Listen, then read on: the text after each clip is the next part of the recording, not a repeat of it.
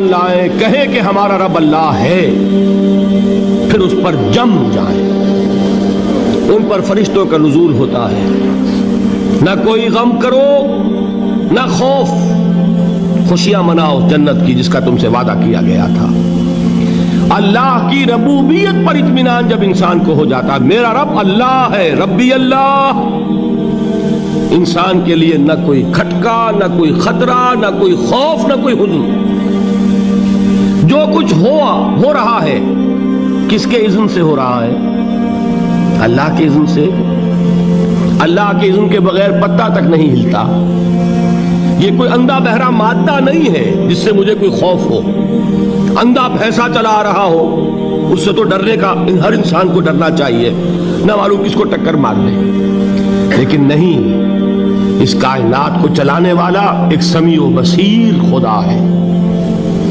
وہ جو میرا دوست ہے، میرا ولی ہے۔ اللہ ولی الذین آمنوا یخرجہم من الظلمات الی النور۔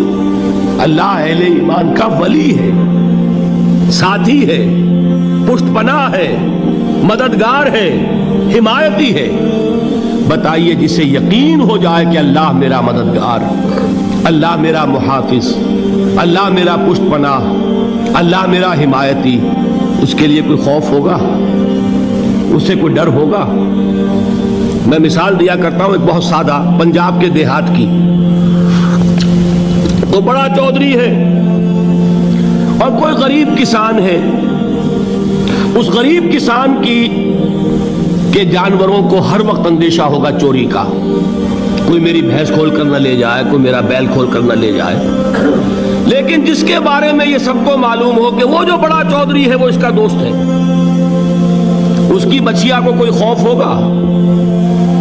اس کی بھینس پر کوئی ہاتھ ڈالے گا؟ اسے کوئی اندیشہ ہوگا؟ نہیں۔ کیوں؟ کہ وہ بڑا چودھری، بڑا اس کا یہاں کا سردار، جاگیردار، سب کو معلوم ہے وہ میرا دوست ہے، کوئی میرے خلاف اقدام نہیں کر سکتا۔ اس دنیا میں یہ چھوٹی سی بات اگر آپ کے دلی اطمینان اور سکون کا باعث بن سکتی ہے تو ذرا تصور کیجئے۔ میں لفظ تصور استعمال کروں گا صرف اس لیے کہ اس کا ہم جس کو کہتے ہیں ادراک اور شعور کر نہیں سکتے، اگر کے ساتھ کر سکتے۔ اگر یقین ہو کہ اللہ میرا مددگار اور یقین ہو کہ اللہ ہر آن میرے ساتھ ہے، پھر کوئی خوف؟ کس کا خوف؟ کوئی شے اللہ سے بالا تر ہے؟ کوئی قوت اس سے زیادہ طاقتور ہے؟ کوئی اس کے ارادے کو بدلنے والا ہے؟ کوئی اس کی مشیت کے آڑے آنے والا ہے؟ یہی بات ہے جو حضور نے فرمائی۔ یہ ایمان کا حاصل ہے لب لباب،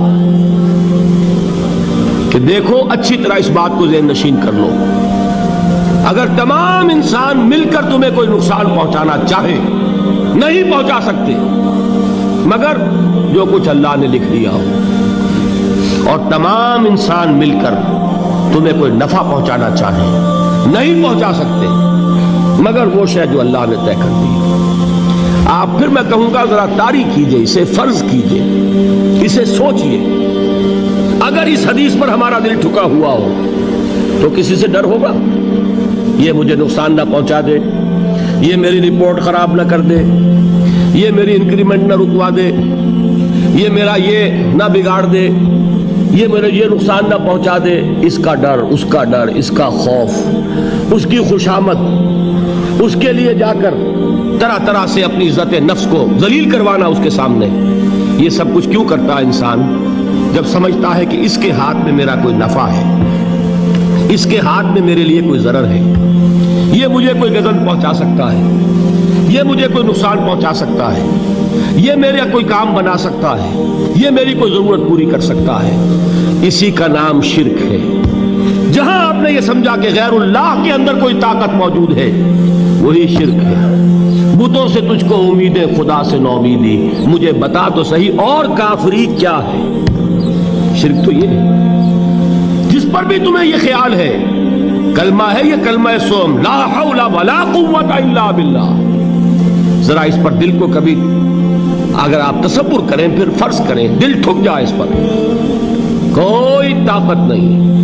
یہی بات تھی جو شیخ عبد القادر جیلانی رحمۃ اللہ علیہ نے اپنی وصیت میں اپنے بچے سے کہی. 11ویں دینے والے ہیں، لیکن حضرت شیخ عبد القادر جیلانی کی وصیت اور تعلیمات کو کتنے لوگ ہیں کہ جانتے ہو؟ یہ جن مقامات تک پہنچے ہیں وہ کس چیز کی بدولت پہنچے ہیں؟ انہوں نے جو پیغام دیا وہ کیا تھا؟ اے میرے بچے، جس طریقے سے قرآن مجید میں حضرت لقمان کی نصیحتیں جو ہے نقل کر دی گئی ہیں، میں یہ عرض کروں گا بالفرض اگر قرآن حضرت عبد القادر جیلانی کے بعد نازل ہوا ہوتا تو شیخ عبد القادر کی یہ نصیحتیں بھی قرآن میں درج ہوتی. اتنی اونچی نصیحتیں ہیں. اے میرے بچے، اس حقیقت کو ذہن نشین کر لے، لا فاعل فی الحقیقت ولا مؤثر الا اللہ. اس کائنات میں نہ کوئی فاعل حقیقی ہے نہ مؤثر حقیقی ہے سوائے اللہ. کسی شے میں کوئی تاثیر نہیں اگر اللہ نہ چاہے. آگ جلا نہیں سکتی اگر اللہ نہ چاہے. پانی ڈبو نہیں سکتا اگر اللہ نہ چاہے. زہر ہلاک نہیں کر سکتا اگر اللہ نہ چاہے. کوئی چیز فائدہ نہیں پہنچا سکتی اگر اللہ نہ چاہے. تو در در پہ کیوں سر جھکاتے ہو؟ در در پر کیوں جبیں سائی کرتے ہو؟ سب کے سامنے کیوں ہاتھ پھیلاتے ہو؟ ایک اللہ سے مانگو. ایک اللہ کے سامنے زمین پر اپنی جبین رکھو. لا فاعل فی الحقیقت ولا مؤثر الا اللہ. نظر آتا ہے ہمیں کہ پانی پیاس بجھا دیتا ہے. پیاس بجھانے کی صلاحیت پانی میں نہیں ہے، اللہ کے اذن سے. کھانا بھوک مٹا دیتا ہے، بھوک مٹانے کی صلاحیت کھانے میں نہیں ہے، اذن رب میں. دیکھیے یہی یقین تھا. حضرت موسیٰ علیہ السلام کا واقعہ یاد کیجئے. سامنے سمندر آ گیا ہے، قوم دیکھتی ہے پیچھے کہ گرد و غبار کا طوفان ہے. معلوم ہوا کہ فرعون اپنے لشکر سمیت آ گیا ہے.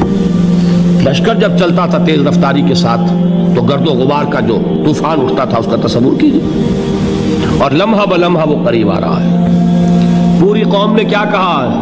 اے موسیٰ انا لمدرکون، اے موسیٰ ہم کو پکڑے گئے.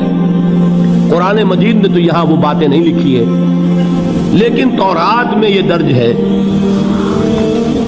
کہ بنی اسرائیل جھگڑنے لگے، دست و گریبان ہو گئے موسیٰ کے ساتھ. موسیٰ ہمیں یہاں مروایا لا کر، اس سے تو ہم ہی بہتر تھے. وہاں کھانے کو ملتا تھا، زندگی تو تھی، بیگار ہم کر رہے تھے، موت تو نہیں تھی.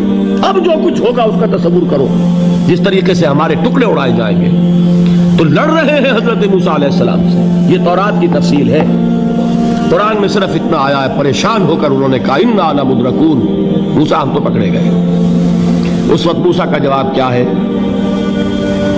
کلا ان معی ربی سیہدین. نہیں، میرے ساتھ میرا رب ہے، وہ راستہ دے گا. بتائیے کہاں راستہ نظر آ رہا ہے؟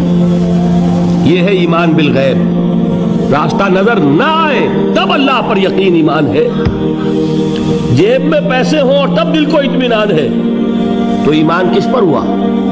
پیسے پر، اللہ پر نہیں. جب وسائل و ذرائع نہ ہو اور پھر یقین ہو کہ اللہ مسبب الاسباب ہے، وہ اسباب کا پابند نہیں ہے، وہ اسباب کا محتاج نہیں ہے، اسباب اس کے محتاج ہیں.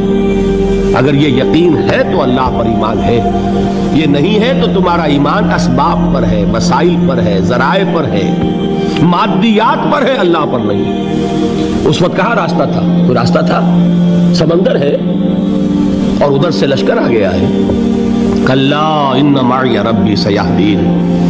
اب دیکھیے ایمان کہہ دینا آسان ہے، ہوا معکم اینما کنتم، جہاں کہیں بھی تم ہوتے ہو اللہ تمہارے ساتھ ہوتا ہے. لیکن اس کا یقین قائم ہو جائے تو زمین و آسمان کا فرق واقع ہو جائے.